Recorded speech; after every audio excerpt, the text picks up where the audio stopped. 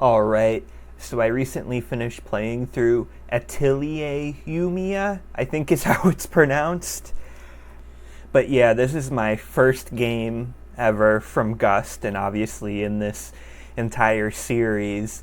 I became interested in checking something out from Gust a few years back when it was rumored that they were co-developing Fire Emblem Engage. I don't know if that ever actually wound up being proven true or not. But I picked up Ryza because that was sort of the big one. And honestly, I just really couldn't get into it specifically because of the combat. Unless it's a tactical RPG, I'm more of a active combat type person as opposed to more turn-based. And this game gives me enough of that, where you don't have complete free reign. You have, inputs to dodge attacks, get out of larger attack ranges, and that sort of thing, on top of several refilling skills that you can input at any time. So, good enough for me. I will say, I wish earlier on there were some more sponge enemies, because it's a pretty fast-paced system, and I haven't really played anything like it, maybe the closest being Xenoblade. So it was just tougher to sort of just figure things off when you're mowing through enemies so quickly early on, at least on the easy difficulty that I had selected. Another thing I didn't like with the combat too was the front-back system, particularly the way it was handled. Because, there's some characters that are better at one than the other. And, certain enemy phases and attacks where it makes sense to be in a specific location, but you may, want to switch characters, and for whatever reason, and maybe there's something I was missing, but when you switch characters, it defaults to the front row. So then, if someone's about to, do a big attack on the front row, you gotta hope that the character you're switching to isn't in the middle of an attack, because then at that point, you gotta wait for that attack to complete to then move to the background, and it's just way too slow. Like, you're not gonna pull it off most of the time, from my experience. So I wish either, they had the party you were switching to move to where you were, or maybe they allow you to have an extra 2 active, because they're still kind of active, they gain experience. Although I kind of wish they didn't. I think that could have been fun to sort of manage. But they'll also appear in some of your special attacks. But, then when you move to the back row with Yumia, you can then automatically switch to a dedicated back row character, and then the front row would have their own.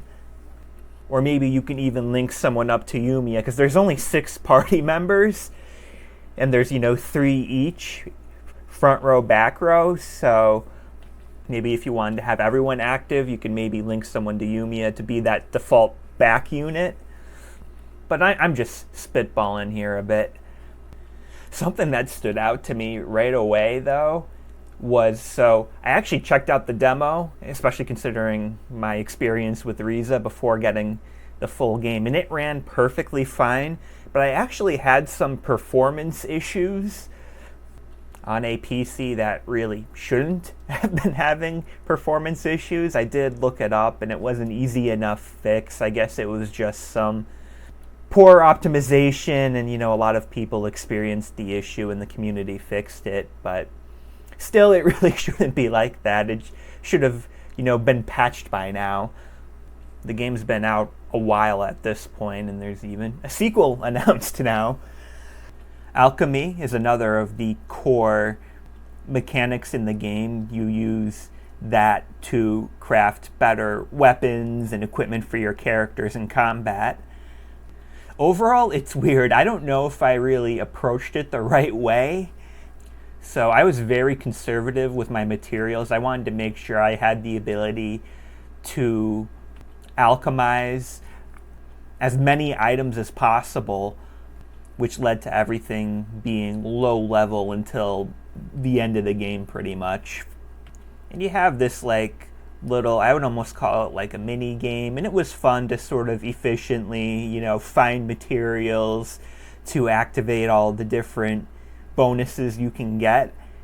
But then when I started leveling things up, there was like a bit more to it, to say the least, to where it became more challenging. You had a more open area for it, harder to reach places, and different available effects to sort of help you reach everything, or maybe certain restrictions, and that added a great layer to things, but it almost became too much at that point, because before you sort of had to do 3 rounds to sort of max out lower level stuff, but then you add an extra 2 rounds to each of these 3 rounds, so it's 5 each, and then an extra 2 groups with their own set of 5 rounds. So you're talking like, I'm sorry, not 5, 3. So you were talking from going, doing this 3 times to doing, it progressively getting more difficult to 15 times. And after doing it once or twice, it just got kind of tedious. It was honestly too much at that point. I wound up just autoing everything after a while at that point. So I don't know. Hopefully they find a better in between, or maybe there was something I could have done differently. Since, I don't know, it just felt like something that I may not have approached the most efficient, best way throughout the entire game. If, maybe slowly leveling things up would have worked better, if there was an easier way to speed through some of it without autoing the whole thing. I don't know. And the final part of this triangle of gameplay is to get the materials you need for alchemy through world exploration. I would call this game's world Breath of the Wild light. It goes for a lot of the same things, and at points it does feel close, but overall it's really just not at that level. Granted, one thing I really liked that they did were the whole pioneering challenges, which sort of incentivized trying different characters, attacks, sort of giving you a tutorial to different mechanics for, pretty good rewards overall. Not something that's, unheard of, but not something Breath of the Wild itself necessarily does, if I remember correctly, that I would like to see maybe in that sort of game. But then there are, just other things, like I never really, maybe there was a way to do it and I never figured it out, but a way to sort of mark things off on a map or mark things off from a distance. Like, that was one of the best parts of Breath of the Wild, is finding a big, mountain with a good view, and then just being able to, mark different shrines and, head to them and try to find whatever you can on the journey in between. There was really, none of that here, and I don't know. Like, I wonder if part of it is that they didn't do as good of a job making some of its key areas in the world really stand out from a distance, or if they don't have enough just sort of higher areas to sort of get a good look at everything. But that was definitely a missed part of this formula. You were sort of following map icons more, which I think was fine, especially for some of the more frequent collectibles, like those little mana shrines that you shoot that are all over the place. But I found in general the most fun I had was when I didn't have full access to, where everything is on the map. And I wish, they maybe made getting access to points on the map not as easily available, maybe a bit later of a reward in the region. I feel like I almost became too reliant for things that I shouldn't have been reliant on it for. I'm not gonna lie, I did get kind of sick of the bigger shrines where you have to find, mini areas and do a little mini game. Closest thing I can think of is like the lock picking from Mass Effect, just on how it felt most of the time. But towards the end of the game, I got pretty fatigued of it. It did overstay its welcome, unfortunately. And it's very odd, too, because there was an alternative approach to these puzzles, where instead of doing the puzzle, you had to find another object nearby. But they literally, I'm not even exaggerating with this, from my experience, they used it in the first of the 5-ish areas that are in this game. And then I think only one more of the big shrines used it in the entire game. So that was very odd, especially when, like I said, it became way too much of the other thing. And there was like other weird stuff too, like there were certain areas that were locked behind equipment you don't get until later. And in general, I don't like it. I have a very low tolerance. Like if it's done very well and once or twice, I think that's fine. I'm thinking of Banjo 2, or I'm sorry, the original Banjo-Kazooie did a good job with that. But when you got more than that and you have to remember, just a lot more of what you might have to go back to the point where you're just reevaluating the whole map, I don't like it. Although, I don't really feel like it really crossed a line where it was, as big of a deal as, it has been in other games, but still not something I prefer. There was also some, I guess you would say, hidden entries, like you would see an area and it would look like, maybe you would have to climb a wall or something. But then it would turn out there was just this one little doorway to get to like the bigger area. And it was, just frustrating to find. Like I said, this doesn't happen a lot, but, a few times where, I don't know, there should have been, something marked. Or maybe it's part of my own fault too. I could have maybe been following quest lines a little closer instead of going off on my own a little more, but to me that's sort of part of the experience of this kind of game, so I don't know. Overall, it was still fun. I feel like I've done a lot of complaining, but it honestly comes from a place of caring and seeing a lot of potential. I feel if they address a lot of the things, it would be something that really hits really well for me, this sort of game. And I guess some of it is to be expected, some growing pains. I believe this is the first open world and the first more active combat in the series game. I'll admit it does have me a little curious on how, well the linear games are structured. So I don't know if they have this type of combat but go back to the linear stuff, I would definitely be interested. Or I don't know, maybe I'll give Ryza another shot someday, now that I'm at least a little more familiar with, some of the mechanics and the overall world in that.